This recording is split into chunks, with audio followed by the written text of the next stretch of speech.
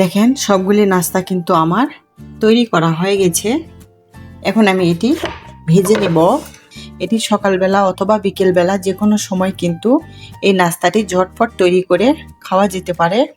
এটি দেখতে যেমনটাই লোভনীয়, খেতে কিন্তু মাশাআল্লাহ অনেকটাই দুর্দান্ত ছিল। হাই গাইস, আসসালামু আলাইকুম ওয়া রাহমাতুল্লাহি ওয়া বারাকাতুহু। Welcome back to my channel Mariam's blog. আজকে আমি একটা নতুন রেসিপি নিয়ে আসছি। আজকে দেখেন আমি চাল রাত্রে ভালো করে ধুয়ে ভিজিয়ে রাখছিলাম। এখন আমি এটি ব্লেন্ডার করে নেব। দেখেন আমি ব্লেন্ডার করে নিয়েছি।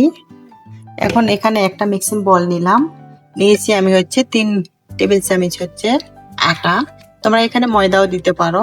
তারপরে আমি এখানে ব্যাটারটি দিয়ে দিচ্ছি। দিয়ে দিব স্বাদ মতো একটু লবণ। তারপর এই সবগুলি উপকরণ ভালো করে আমি মিশিয়ে নিব। এখানে আমি দিয়ে দিচ্ছি হালকা কুসুম একটু গরম পানি।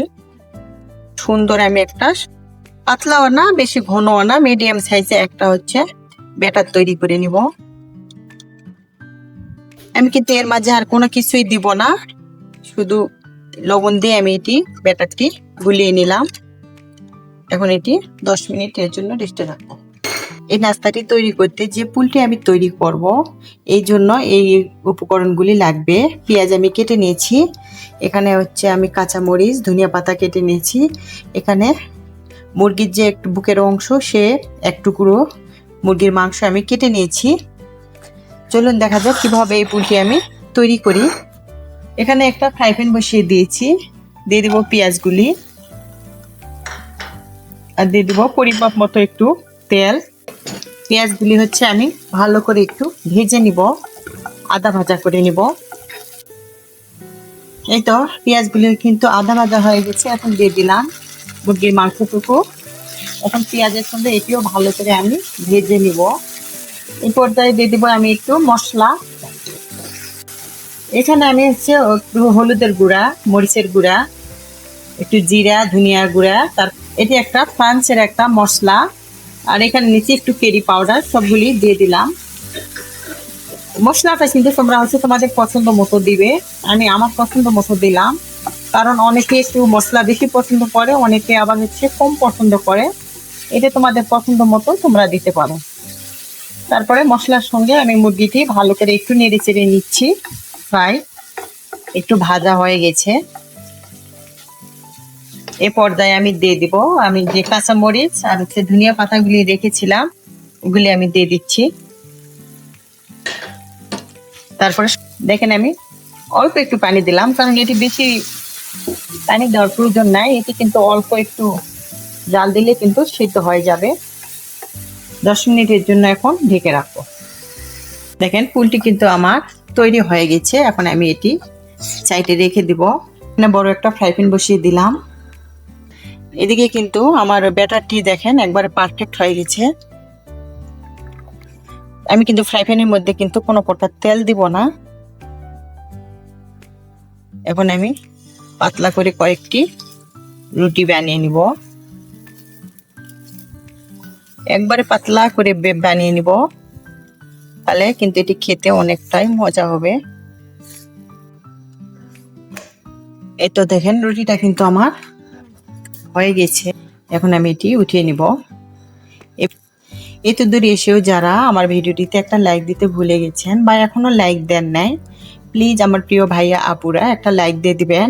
আর আমার ভিডিওটির যদি কোনো এক অংশ ভালো লেগে থাকে, তাহলে বন্ধুদের সঙ্গে শেয়ার করে দিবেন। আর আমার এরকম সহজ সহজ রেসিপি পেতে আমার চ্যানেলটি সাবস্ক্রাইব করে সবাই আমার পাশেই থাকবেন। যারা এই কাজগুলি করেছেন সবাইকে অন্তরস্থল থেকে অনেক দোয়া ও ভালোবাসা। এভাবে আমি সবগুলি রুটি বানিয়ে নিয়ে আসছি। এই রুটি কিন্তু আমার ভেজে নেওয়া হয়ে গেছে। এখন আমি এই নাস্তাটি তৈরি করব। এরকম আমি এটি একটু বড় হয়েছে রুটিটি, আমি মাছ বরাবর এভাবে কেটে নিলাম। তারপরে আমি মুরগির মাংসটুকু এক সাইডে এভাবে দিয়ে দিচ্ছি, মানে এক সাইডে না, একটু মাছ বরাবরই আমি এভাবে দিয়ে দিচ্ছি। আমি কিন্তু এটি সুন্দর করে একটা পেঁচে একটা শেপ করে নিব। যেহেতু এক হাতে আমার এটা করতে পারবো না, এভাবে একটা সুন্দর একটা শেপ তৈরি করে নিব। এখানে একটু ময়দা এভাবে আমি দিয়ে দিচ্ছি। তারপরে এটি এইভাবে আমি একটু জয়েন করে দিলাম। দিয়ে একটু আটা অথবা ময়দা দিয়ে কিন্তু এই আঠাটি তৈরি করা যায়। এই আঠা দিলে কিন্তু জয়েন হয়ে যাবে আর কিন্তু ভেঙে যাবে না। এভাবে কিন্তু সবগুলি নাস্তা আমি এরকম শেপ করে বানিয়ে নিব। দেখেন সবগুলি নাস্তা কিন্তু আমার তৈরি করা হয়ে গেছে। নাস্তাগুলি এখন আমি ভেজে নিব। আগে সেই ফ্রাই প্যানে কিন্তু আমি অল্প পরিমাণে একটু তেল দিয়েছি, তেল কিন্তু বেশি দেই নাই। এভাবে আমি সবগুলি দিয়ে দিচ্ছি। একবার যদি ফ্যামিলি সবাইকে খাওয়াইতে পারেন তারা কিন্তু বারবার রিকোয়েস্ট করবে, এতটা লোভনীয় এই নাস্তাটি। এভাবে আমি সবগুলি দিয়ে দিচ্ছি। এখন আমি সবগুলি এভাবে দিয়ে দিব। কিন্তু এক পাক হয়ে গেছে, আমি সবগুলি উল্টিয়ে দিয়েছি। দেখেন এখন আমি নাস্তাগুলি উঠিয়ে নিব। ভাজা হয়ে গেছে, উঠিয়ে নিব। আজকের ভিডিওটি আমার এই পর্যন্ত। আপনারা সবাই ভালো থাকবেন, সুস্থ থাকবেন এই দোয়াই করি। আমাদের জন্য দোয়া করবেন। আসসালামু আলাইকুম ওয়া রাহমাতুল্লাহি ওয়া বারাকাতুহু। আবার আসবো নতুন একটা রেসিপি নিয়ে। এই পর্যন্ত সবাই ভালো থাকবেন। আল্লাহ হাফেজ।